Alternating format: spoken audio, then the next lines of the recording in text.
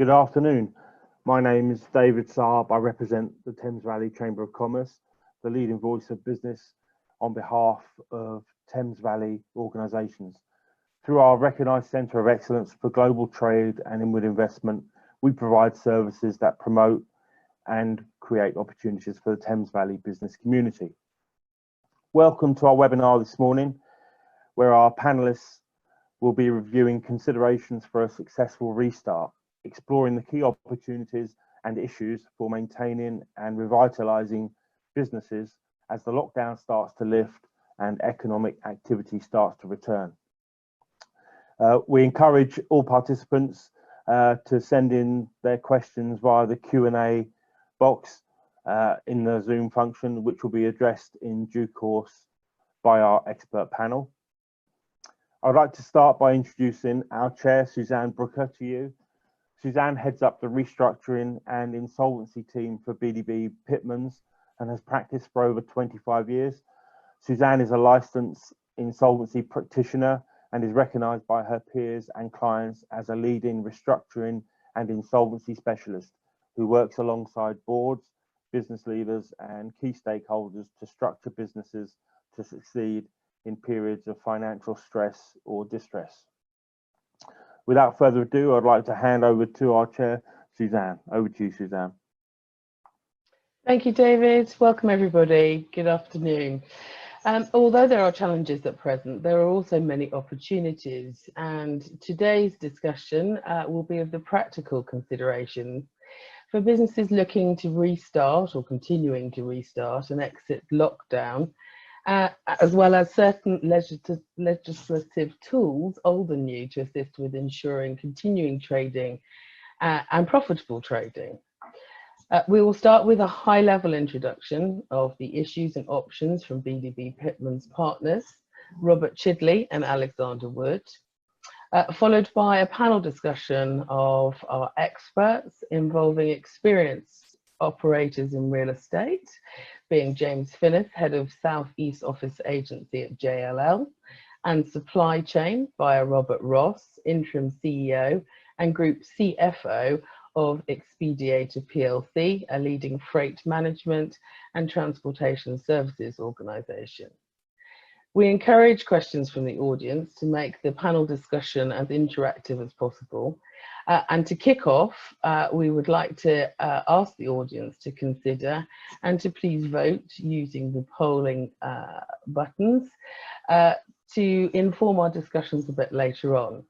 The first question we would like to ask is, what do you see as the single biggest issue with restarting your business or progressing out of lockdown? I'll launch the poll now and give you a couple of minutes to fill this in whilst we move over to our expert team.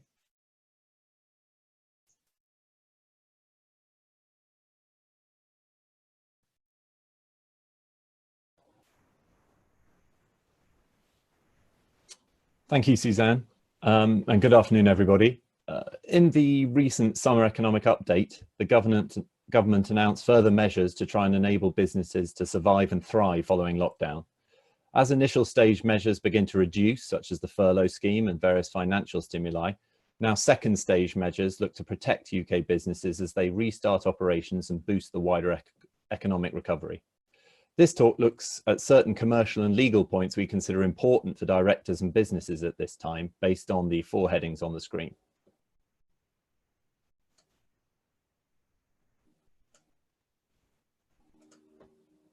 So, starting with business review, we consider a holistic and realistic review of business should be a priority.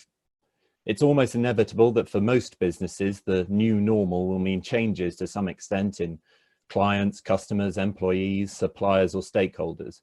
It's impractical to think that a business can change its fundamental nature or services overnight, but there are many examples of businesses pivoting as they look to restart, by which I mean utilising their current operations or services in different ways. For example, Brewdog, the brewer, creating antibacterial soaps. This has also given rise to positive marketing for those involved. Directors should consider the current and future requirements of all areas of the business, including evolving areas such as environmental, social, and governance. Diversity policies should be reviewed to ensure they are retaining and attracting talented employees and managers, and to avoid requirements for material changes to the business model in the future if legislation changes. Endeavouring to ensure flexibility in all areas, whilst retaining a clear understanding of outstanding obligations and liabilities, should enable rapid response to further changes, for example in government guidance or local lockdowns. Directors should actively consider the impact of lockdown on demand. Demand for certain products and services may change after lockdown for a variety of reasons, including household spending and confidence being understandably fragile. Global activism in relation to the environment and human rights may also have a knock-on effect in the way in which businesses look to market themselves or operate. Directors need to ensure that there is a viable business to restart, and that customers or counterparties up the supply chain still require specific products and services. Once it's established there is a viable business, consideration must be given to employees. Employers have a duty of care to their employees. They must do all they reasonably can to support their health, safety and well-being, whether in a central location or whilst working remotely. Diversity matters have come to the fore in recent weeks, and businesses should look to re-engage with employees on working policies to ensure a focused and collaborative workforce. On the 11th of May, the government published guidance on providing a safe working environment following lockdown, and this advice continues to evolve as businesses return to operations. Critically, management must communicate with their workforce wherever situated. Employees may not have been placed on furlough, but daily news broadcasts repeatedly show businesses considering redundancy processes. Clear and regular communication is proven to increase employee engagement and consequently well-being. Directors should also bear in mind their legal responsibilities under GDPR and the Data Protection Act regarding the use of personal data in relation to on-site physical health testing, track and trace, and information requests to ensure the safety of a wider workforce. Finally, businesses should keep an active eye on government advice.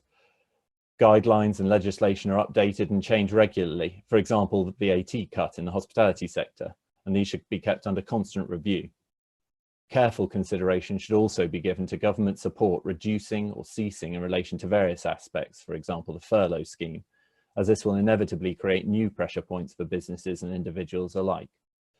I will now pass over to Alexander to discuss the various opportunities available to businesses to manage the restart.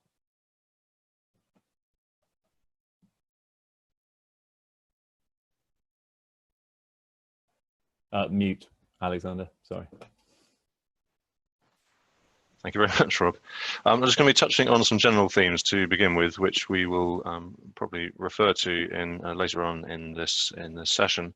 As Rob has outlined, there are an overall mixture. You're going to be mixing and balancing the nature of your business. The nature of your business is going to be changing as a result of the challenges, but more importantly, the opportunities that are coming out of that are presenting themselves to you coming out of COVID. And in order to meet those opportunities, you're having to change the way your business is looking at things. It's diversifying, it's looking for new markets, creating new products and possibly new service lines. As a result of that, within your business, some areas will be on an uplift, others will be going more dormant. You may have different areas that previously worked together well, but are now pulling apart. All this means that one of the best ways of dealing with this is just to go through an internal reorganization of your business. This can be done informally. You can just move people around within your organization, but often it is better to do so formally, either by way of hiving apart a business through something we call a Section 110 scheme, which is actually rather simple, but it enables you to put different parts of your business into different baskets, different sections, which you can then treat differently as you need to going forwards.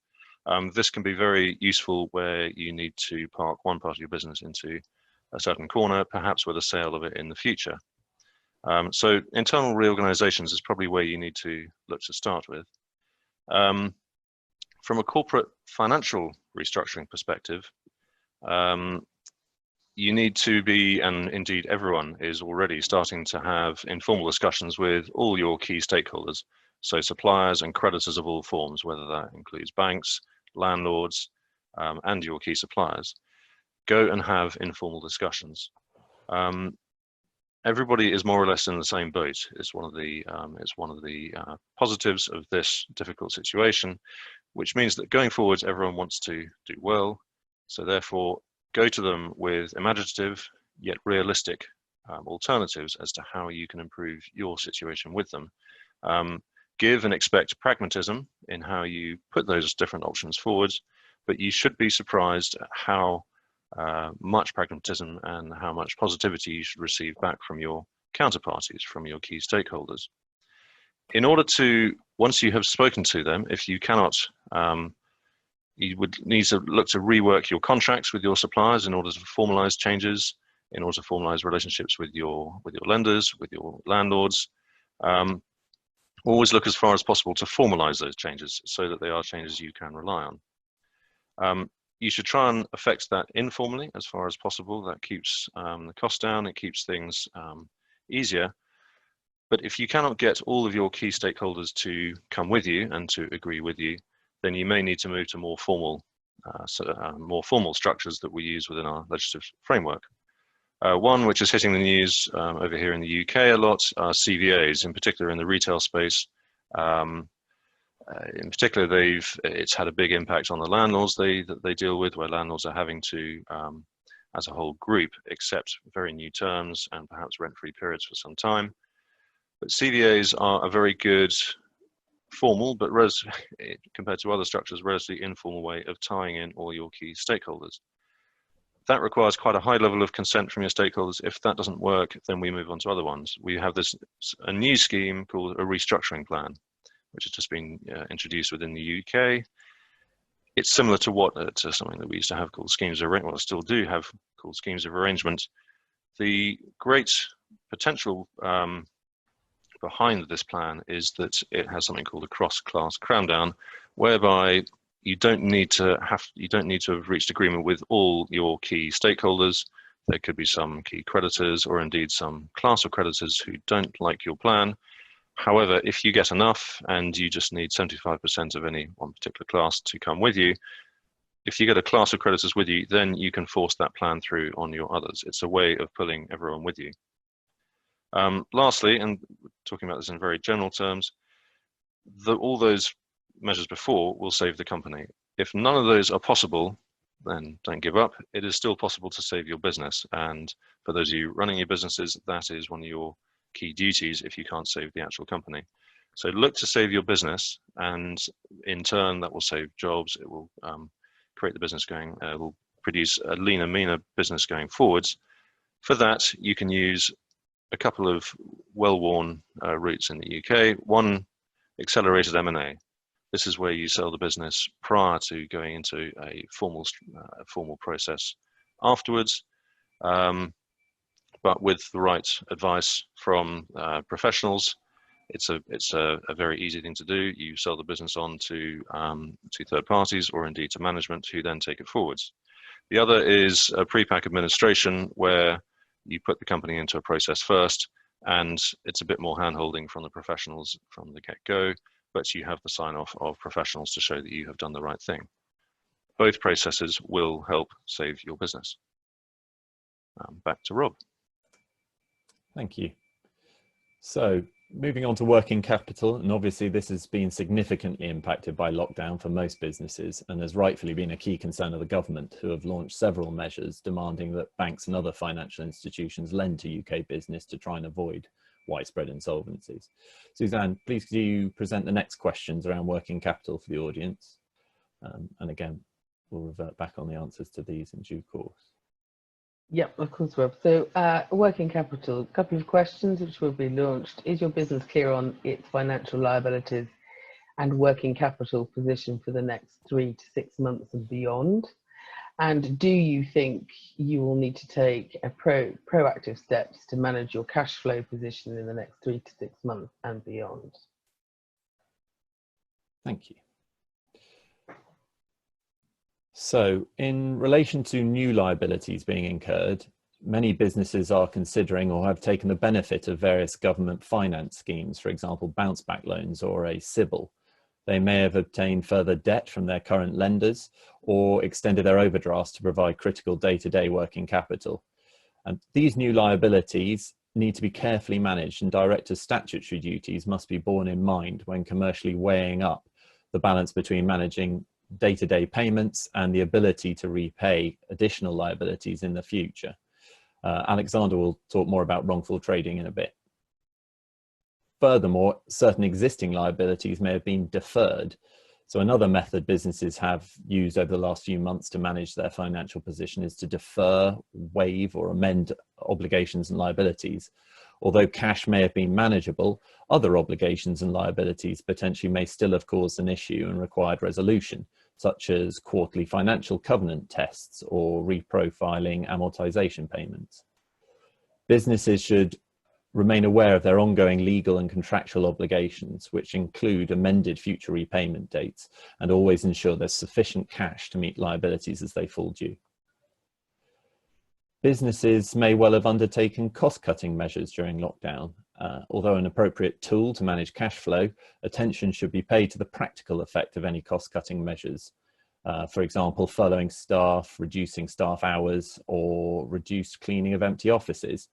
These will all need to be revisited in order to ensure a business can operate effectively and safely going forward. This may require a staged restart of operations or a gradual increase in the number of employees working. Alexander will now consider how to manage creditors more generally and discuss the relaxing of directors' duties.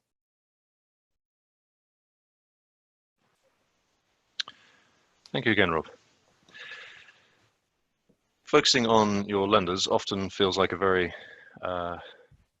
difficult task. Lenders are one of the key creditors. They see themselves as being probably the key creditor, and are often seen to call the shots in your relationship.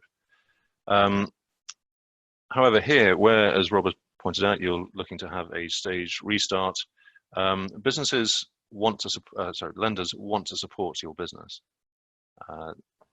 There's an open, that's how they make their money. They're far happier having supporting a good financial concern rather than having to put it down and start again. So take a positive approach to your chats with your lenders. And as Rob was pointing out, if you're going through a staged restart, go to your lenders and say, look, a staged restart needs staged financing. How can we approach this such that we have the right financing for each stage of how we come out of this? It doesn't have to be a one-size-fits-all-time solution. So go to your lenders, ask to reschedule your finances, ask to renegotiate your finances, change your existing facilities. As I say, lenders are very keen to help you help them repay them over time. There is a very strong political mandate within the system, unspoken as much as anything, for the lenders to carry on supporting UK PLC. They are not going to want to be seen to be helping put down UK PLC coming out of this. There's a very large well of support for business in the country. So let's change your existing facilities. Do you need a payment holiday to enable you to generate more cash flow in the short term, over the next 6 months, over the next 9 months? Are your financial covenants unrealistic at the moment? Have them relaxed, make them realistic. Your lenders will want you to do that as well. Explore different forms of borrowing. You can have asset finance for if you have any CapEx needs at the moment. Raise some finance on those assets. There is a risk of receivership afterwards, but if you don't perform, but you will do, you'll find good solutions with your lenders. But asset finance is good because it releases cash flow to help with other things you need to do. If you have issues about restrictions in the workplace, keeping staff on, that will release cash flow for you to help support your staff. On the issue of cash flow, if you are in a business which generates its business through a lot of invoicing, through a lot of, particularly in the manufacturing space, it may be suitable to put your finance through asset-based lending facilities in order to allow cash flow to be supported in and of itself. These are all different ways of financing your business. You need to explore them with your banks and ask them how they feel that they can help you.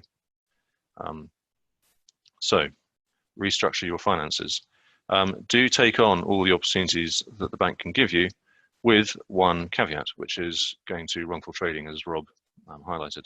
There has been a tendency in the UK market when the government announced that wrongful trading provisions were going to be suspended, for there to be an open season on blindly borrowing, blindly taking on liabilities and obligations for a company because it was felt directors would not be held liable. That is not the case. Wrongful trading has not been suspended. It is purely the case that directors may not be liable for certain losses that have arisen purely as a result of this COVID pandemic. However, the wrongful trading provisions remain. Directors' other general duties also remain.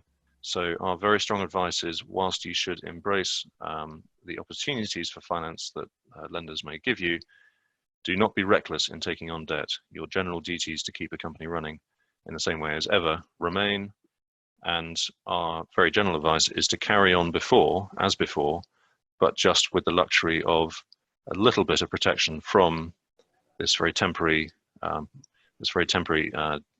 variation of the wrongful trading provisions in the English Insolvency Act. So please do not be reckless. Thanks, Rob. Back to you. Thank you.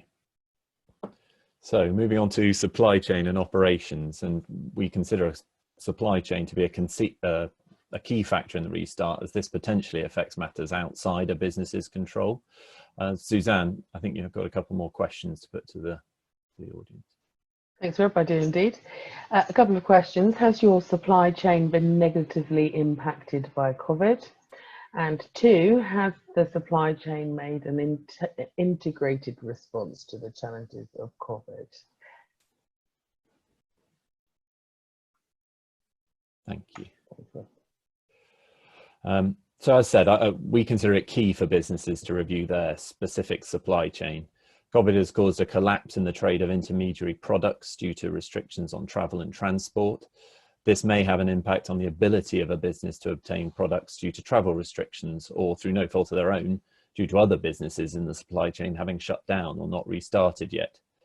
Directors must urgently identify key suppliers or alternatives, re-engage in communication, and establish whether contracts need to be amended to practically manage the relationship going forward. As noted previously, in light of potentially unpredictable consumer demand, flexibility should be built into any new or amended agreements with suppliers, whilst retaining clarity of what your obligations are.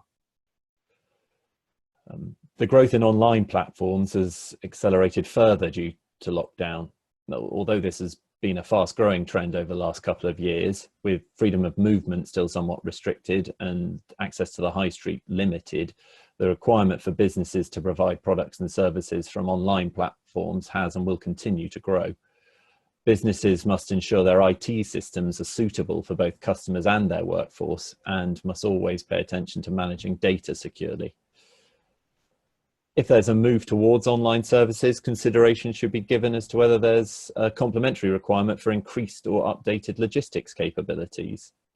However, directors and employees should be especially vigilant for cyber threats at this time, which have been rapidly on the increase during lockdown, as weaknesses in remote working systems, which were effectively required overnight, became apparent. These threats continue to grow in sophistication, and businesses can ill afford to lose revenue or attribute valuable management time and resource to dealing with them at the moment. Real estate exposure can be a material issue, especially for retail businesses, and careful consideration should be made with regard to a business's financial liabilities and legal obligations, both up and down the chain. Various new legislation, for example, the Coronavirus Act and the Corporate Insolvency and Governance Act, now affect landlords' rights as against tenants, but some of these restrictions only apply for specific periods or pursuant to specific conditions, and unless formally waived between the parties, these liabilities will remain outstanding and will require payment in the future. Alexander will now focus on how to actively manage supply chains and the various methods of dealing with the real estate liabilities.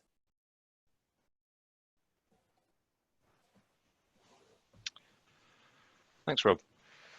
On the supply chain side, one thing we have seen is, in particular, where we've seen supply chains almost coming together to look at themselves holistically, to see how they work as an entire chain.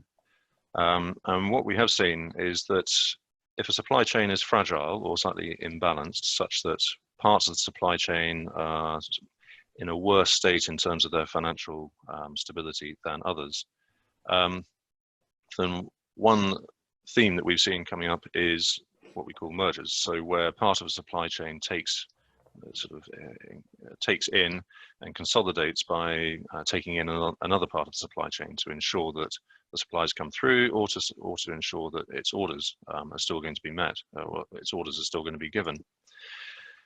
This is was often previously seen as being a difficult and cumbersome way of ensuring a business, because you're effectively having to take over another. However, it is a very good way of consolidating and protecting your own business lines, and to keep your supply chain working, the supply chain as a whole working properly, and to show everyone that it is still safe and balanced.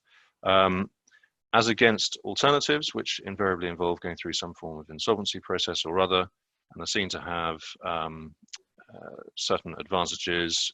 If a business goes into administration, you can asset pick it by taking out parts that you wish if it's a supplier of yours. However, taking on an actual merger is more likely to retain goodwill for the supply chain as a whole and for your business as a whole, both from the perspective of the outside, but perhaps more importantly, the goodwill of your staff and all the key stakeholders within your business, who will understand that you are looking to keep it going for its own sake, and to keep the business you've merged with going for its own sake, and to keep staff goodwill, which is going to be key as you look to come out of to come out of COVID and to take advantage of the opportunities out there. So merger is something you should look at both from the perspective of the more fragile party within the supply chain, looking to make sure your company your business keeps going, and to merge it in with a bigger entity. Or indeed, if you are looking at potentially a fragile supplier, but you need those supplies, consider taking it over and merging with it to keep that going.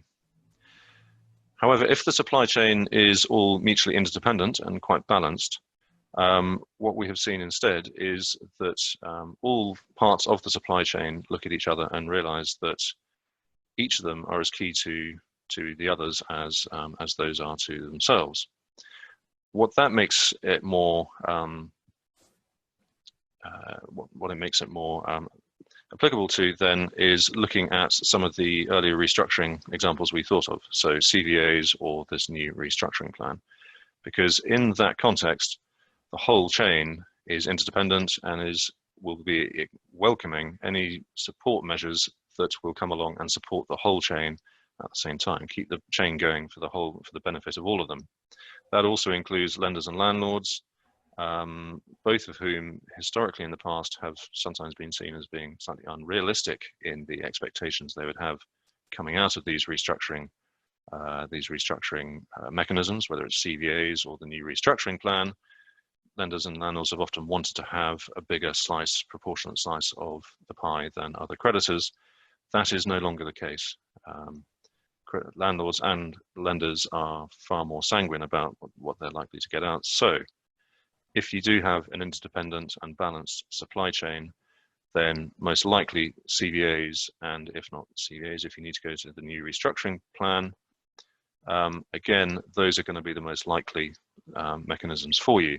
Both of those can be used with the introduction of another new measure called a moratorium, which allows you time to put those plans in place. But in both cases, if you have a balanced interdependent supply chain, you should be able to push it through with enough stakeholder support. Some people balk from the formality of those, but actually having a formal process in place within the supply chain can look to underline the permanence of the supply chain. So having a formal procedure in place is not a bad thing. On to landlords. Again, historically, landlords have often seen as being quite rapacious, fairly or unfairly. And partly as a result of that, many of the temporary measures that were introduced at the start of the COVID pandemic were stated to be introduced in the context of controlling landlords amongst other key suppliers, but landlords seem to be the focus, controlling them from winding up companies, their tenant companies, especially in the retail space. However, again, that is now proving to be very unfair criticism of landlords, certainly in our experience. So when you need support of your key stakeholders, do go to your landlords, first of all, as you normally would, but go to them with positivity, go to them with good feeling and optimism that they're going to listen to you, but be creative with them rather than combative. Think about turnover rents. Think about different ways in which you can bring money in and pass it up to them rather than just standard quarterly payments. Again, landlords are in a more sanguine position than they used to be. They need their tenants to keep going. But equally, every business needs a landlord. We all have one, we all need them. And we can't see them as enemy.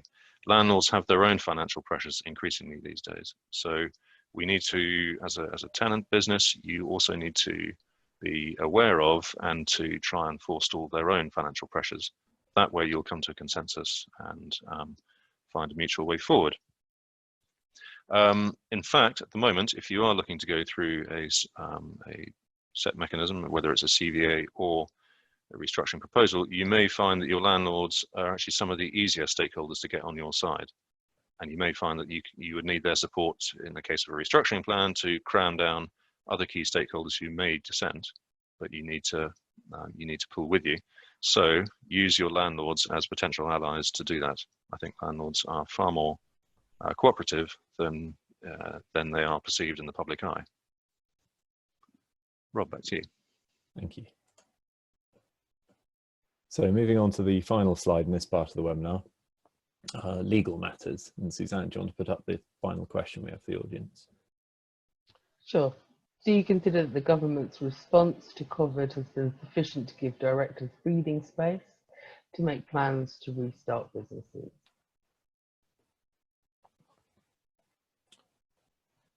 So to round off, we'll now look at some of the legal matters we consider have future implications for UK PLC over the coming months. Corporate governance obligations under the Companies Act will remain binding and do remain binding on directors. Critically, at this time, directors should be considering their statutory duties in respect of the company's stakeholders and ensuring that they're acting with reasonable care, skill and diligence. Actions should always be clearly minuted to mitigate the risk of future challenge. And whilst taking costs into account, external professional advice should potentially be sought to ensure the directors have full visibility when making decisions. Directors should be constantly evaluating the financial stability of the business to avoid insolvency and considering whether a formal restructuring is required in order to mitigate any potential personal liability. A review of key customer and supply contracts should be undertaken to establish potential breaches, both by the business or by counterparties, and the resultant consequences. Parties should look to reserve their rights as soon as possible by contacting the counterparty to avoid potentially losing the right to claim. Also, a review of material adverse change provisions or force majeure clauses in contractual arrangements should be undertaken. These may give rise to termination rights, although directors should bear in mind government guidance on responsible contractual behaviour in the performance and enforcement of contracts during COVID. Issues with insurance have hit the headlines recently. Businesses should liaise with their brokers and consider whether claims may be made as a result of COVID or its effect, both for and against the business. Claims are currently being heard in UK courts in order to establish the liability of insurers for a variety of insurance-related actions, including business interruption. Because of this, insurers are now looking to amend policies to be clear about their liabilities if a second wave were to arise and minimise their losses, so ensuring adequate cover at this time is imperative. Directors' and officers' insurance should also be checked or inspected, having ensured it provides adequate protection for directors to manage the business in such financially unstable times. Finally, litigation. Notwithstanding the current government stance for counterparties to act in good faith, history has taught us, unfortunately, that litigation almost inevitably follows a crisis, for example, the 2008 financial crisis and the dot-com bubble. Areas prone to litigation in the coming months and years will probably include employees, for example, for wrongful termination or health and safety, holiday and flight cancellations, the hospitality sector, real estate, particularly as we've discussed regarding rent, supply chain disruptions and insurance claims. Many of the courts in the UK have not been operating at full capacity during lockdown, so there'll be a huge backlog of cases to be cleared, as well as any new claims, so timing needs to be taken into account. And directors should therefore try and predict potential litigation events in as far as possible, and the impact on cash flow, management time, and whether a claim may give rise to a breach of other obligations and other contractual documentation. Advice should always be sought as to whether other methods of resolving disputes may be more effective from both the time and cost perspective. Alexander, would you like to finish up this part of the webinar with some closing remarks? Sure, thanks, Rob. I will be very brief because we need to get on to having a good chat discussion with James and Robert Ross as well. But just to echo really what Rob Chidley has just said, it is true that a rise in litigation is expected. There are certain new legal measures that have been introduced by the government, which inevitably will cause some court action to finesse those and fine-tune those measures, or to push the boundaries a bit to see how far those measures can be taken. All I would say, and I speak from someone who does court work, is that whilst sometimes litigation and court action is necessary, or at least the threat of it is necessary in order to unlock certain situations, I would really recommend using it as a last resort. We lawyers like it because we benefit from it, but particularly at the moment where there may be a backlog of cases going through court, it may take a long time for whatever threats you make to come to fruition. And from a commercial perspective, that may not be the best way forward. Therefore, first of all, think of all possible non or at least less contentious alternatives. Again, going back to the restructuring structures that we outlined earlier of merging and then the more formal processes through CVA and the restructuring plan must be better. More M&A activity. You can actually look to get out, make the most of these opportunities by either merging or acquiring other people, merging with or acquiring other people. So always look for the positive ways of consolidating a new position and opportunities before resorting to litigation on the legal side. That's it from me. Thank you both. Right, moving into the panel discussion. Let me share with you the results of question 1. What do you see as the single biggest issue with restarting your business? Hopefully everybody will be able to see those now. And interestingly, workplace restrictions seems to be the highest one of this particular audience at 36%. And on the back of that, James, I wonder if I could ask you what the key issues operatively for returning to office space you see. I think that the occupiers want to get the lights back on. There's many practical questions about how they do that safely, and I suppose it comes into different baskets. The first is, how do your staff, how do your employees get back into work? And by that I mean physically. Are they on public transport or are they in a car? You know, we're talking about the Thames Valley here. If we were talking about central London, then we'd be talking about the train and the tube. Here, perhaps we are talking about people driving back in and then parking their car up. So perhaps there's a little bit more flexibility in this Thames Valley market. The next is, how do they safely operate the building? Our management team, our FM teams, have been spending a lot of time with our corporate occupiers, talking about how we operate with safe social distancing in the working environment. And the change from 2 metre to 1 metre for social distancing has made that easier, but it's still very difficult in practical terms. You know, when you arrive at the building, how are you logged in for security? You know, if you think about lifts, if you're in a high-rise building, if only one person is allowed in the lift. So there's a bunch of practical pieces that we need to look at. You know, and again, you know, we've all spent an awful lot of time, money and effort creating activated, engaging workplaces with breakout zones and coffee bars. Those facilities right now are very difficult to operate. So to answer your question succinctly, workplace restrictions are going to go on for some time, we suspect. It's a question of how you use your space creatively and imaginatively as the lights are going back on, and getting your staff, getting your employees back in there, as I say, safely, so that they feel comfortable and able to work. Thank you, James. And to Robert Ross, for no confusion here, loss of market is showing at 27%, and I wondered if you would share with us what your experiences have been as the key issues for your business coming out of lockdown, and how you've managed them. Yeah, so our biggest issues have been a reduction in volumes generally. So we have some exposure to the automotive sector, for example, and a lot of factories have just stopped producing new cars because of the pandemic. Obviously, teams working remotely has had some challenges. You know, we've got lots of warehouses where people have continued to work. So you know, social distancing has been a challenge. You know, particularly in areas where you might be, you know, all working around a table in a sort of production line type environment. They've had to be reduced significantly. So we've had to be creative with that. We've had to think about, rather than just doing one shift, do we move to 2 shifts or 3 shifts to try and still get through a similar sort of volume. And we've had some areas though that have performed very strongly. So we've got a couple of customers that are online printer cartridges, online sunglasses, you know, things like that have really picked up over the last few months. So we've had some challenges. Being exposed to Central and Eastern Europe has been helpful. Those markets haven't been affected up until more recently as badly as the UK.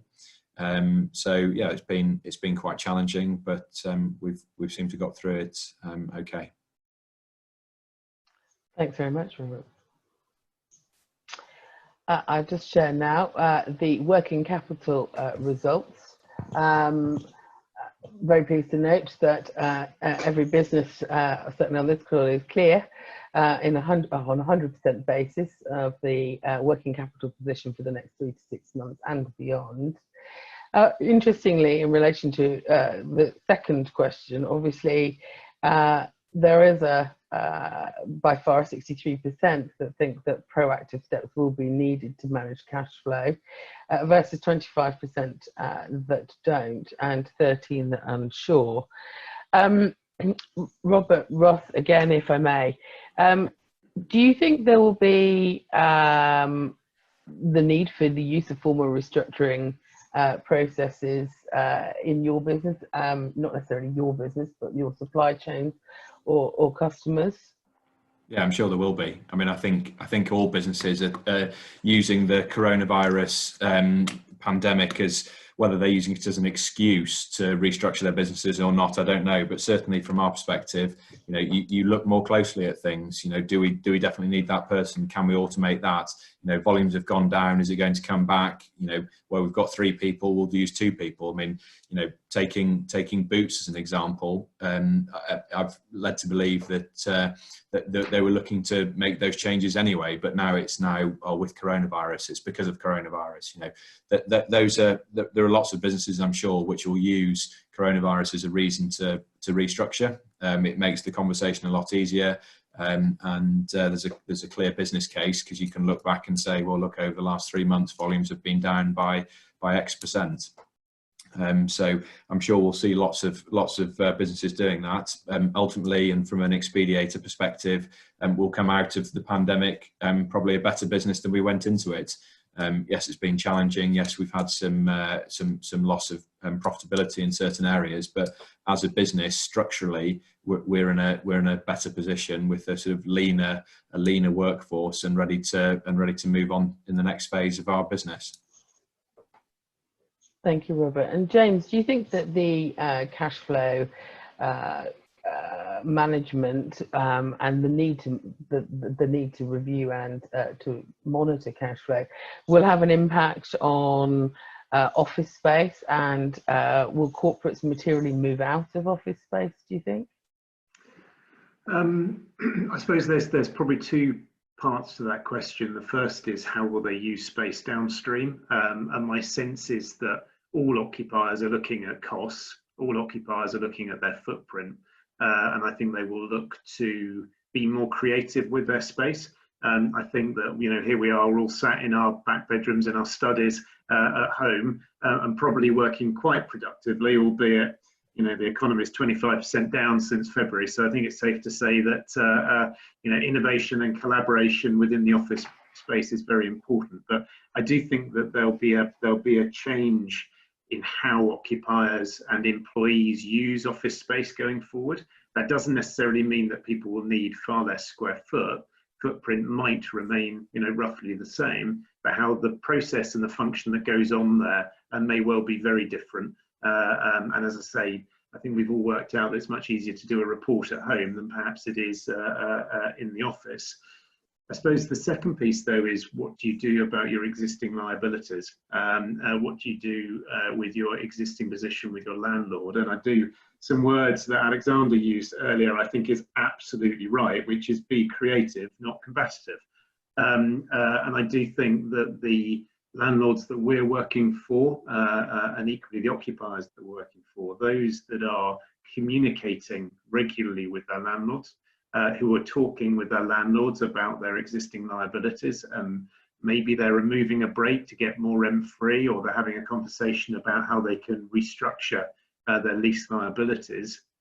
Those are the ones who will get the most traction with their landlords, because the landlords, the kind of worst case for the landlord is if the rent doesn't come in and they can't talk to the tenant, then they have to take whatever measure is available to them. Albeit, as Rob says, there are certain restrictions in terms of what landlords can do at the moment.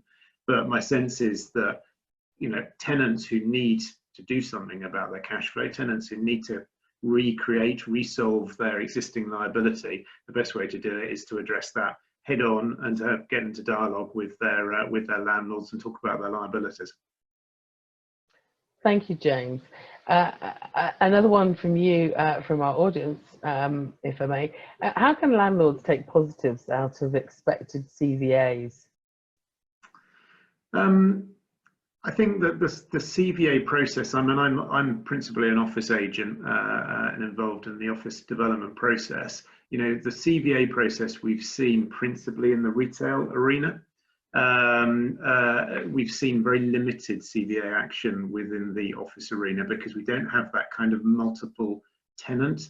But I think what I've seen of the CVA process is it's about opening up that dialogue between the landlord and the occupier, and with the occupier being, dare I say it, pretty honest with what with what they're going to do and how they will restructure. But as I say, in the office arena, we haven't seen the CVA process done because we don't have those multiple occupiers particularly.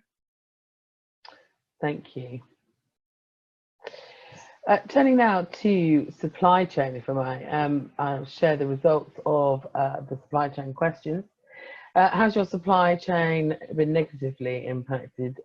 Interestingly, 56% said no, 30% yes, and 11% still need to review.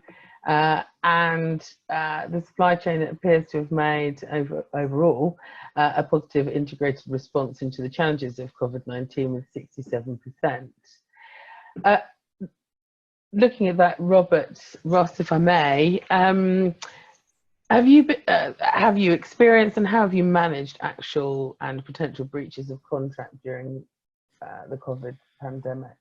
Yeah, so most of our contracts with customers, and I'd sort of answer this from a customer perspective, are just in warehouses. So we've got service level agreements with customers.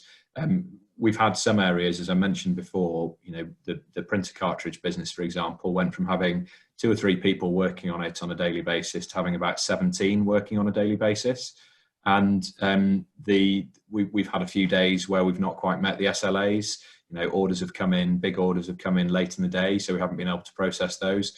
The key, and with a lot of business where you've got a potential issue for us, has been just clear and early communication with customers, making sure that they're aware of any issues we've got, doing what we can to rectify that, potentially bring staff back from furlough or allocate staff that we have in the warehouses onto different contracts. So we look to just work with our customers. We're always looking to develop long-term sustainable relationships with them. and if necessary, if we need to invest in those relationships by bringing more staff in or whatever is required, then we'll do that. You know, we haven't had any sort of significant breaches. We haven't lost major customers. We've tried to work with our customers. We're conscious it's very difficult.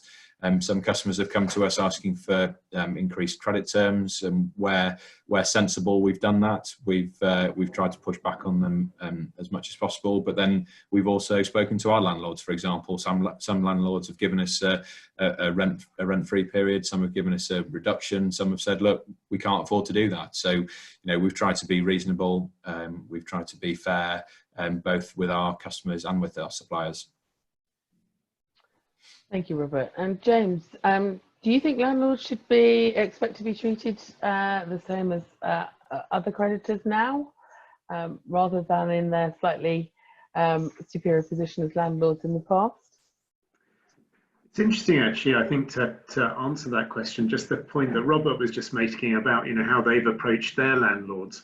I think that, you know, ultimately landlords, there's a contract in place. They've had you know, tools that were at their discretion. Obviously, many of those have been limited during this COVID time, albeit they will be available again.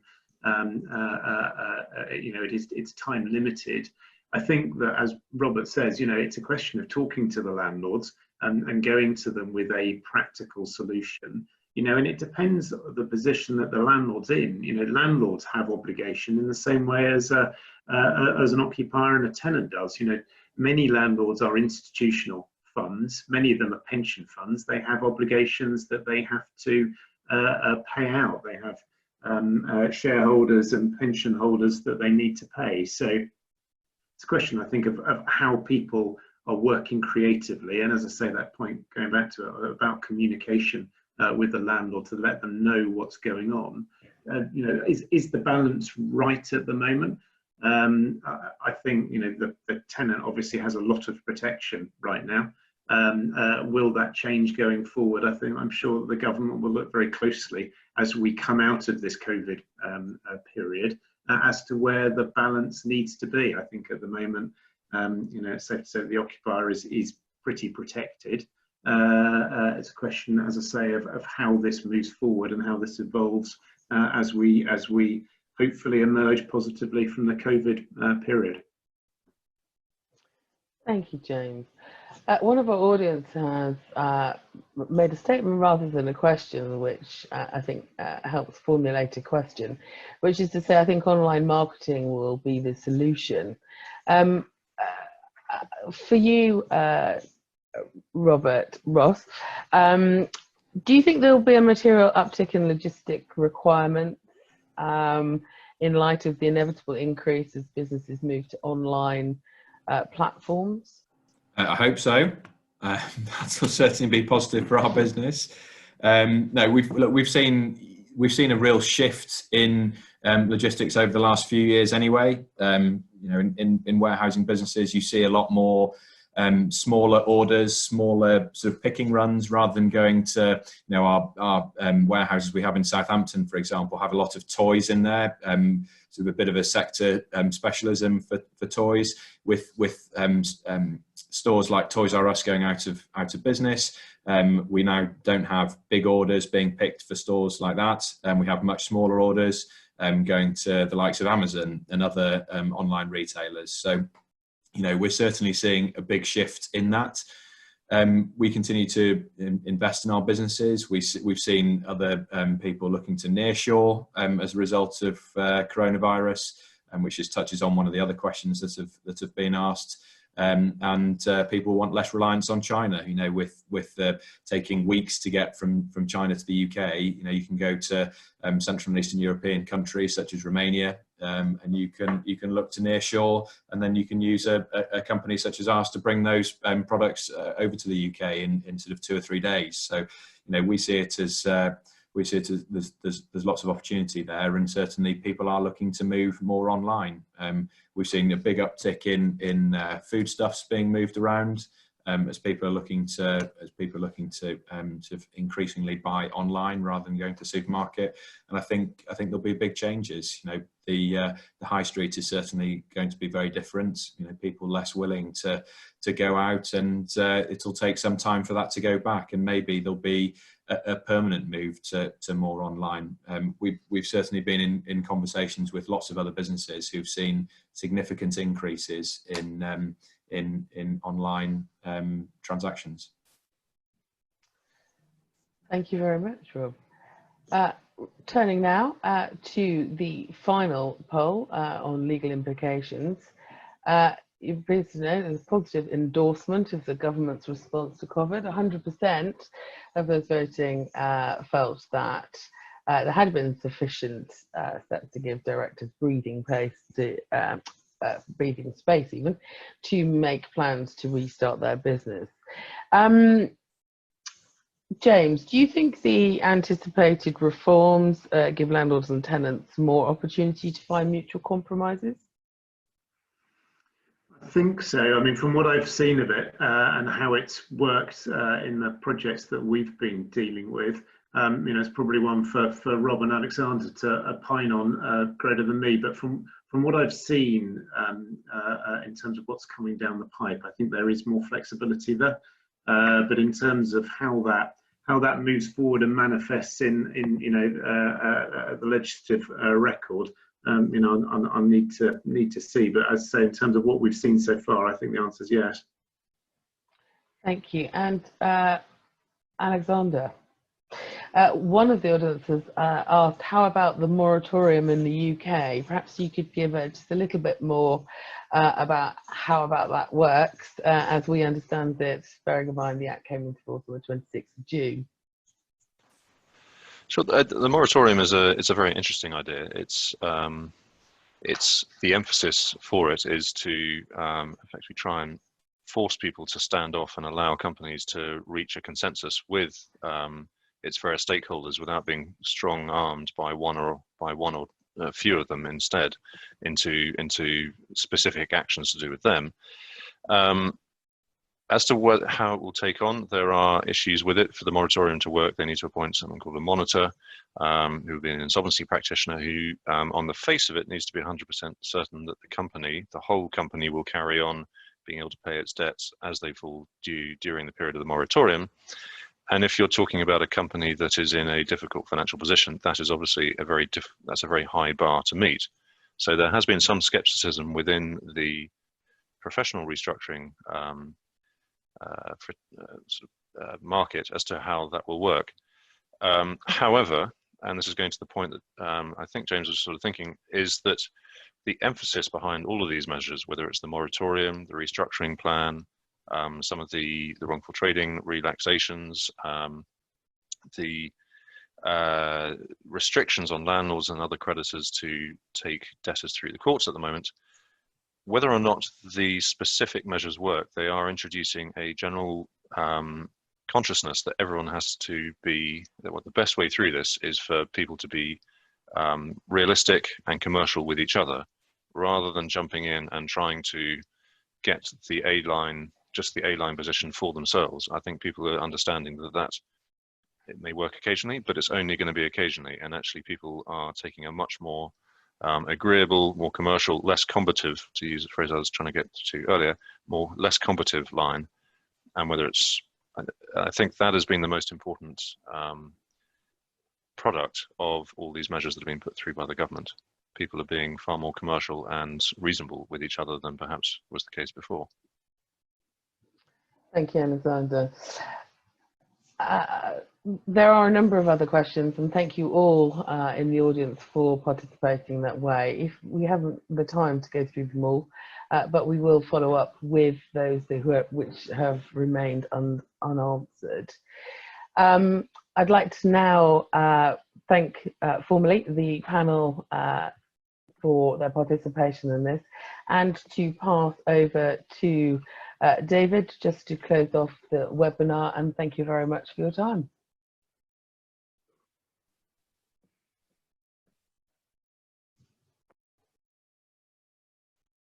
David?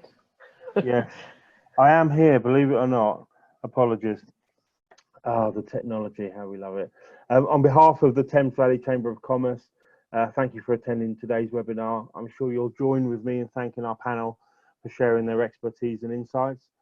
I'll be circulating a copy of today's presentation, which will include contact details for Alexander and Rob, should you have any further questions. And I'm sure that we'll be attempting to answer all the questions that were asked of the panel today in our follow-up. In closing, may I bring your attention to our business continuity toolkit. This aims to be a single portal to access all of the cloud-related support, all of the COVID-related support found at thamesvalleychamber.co.uk/COVID-19 business guidance you'll see in front of you, details of which are included on today's presentation. And if you do have any further questions, please feel free to contact us and we'll be only too pleased to answer your questions. Once again, thank you for joining with us, and this concludes our webinar for today. Thank you.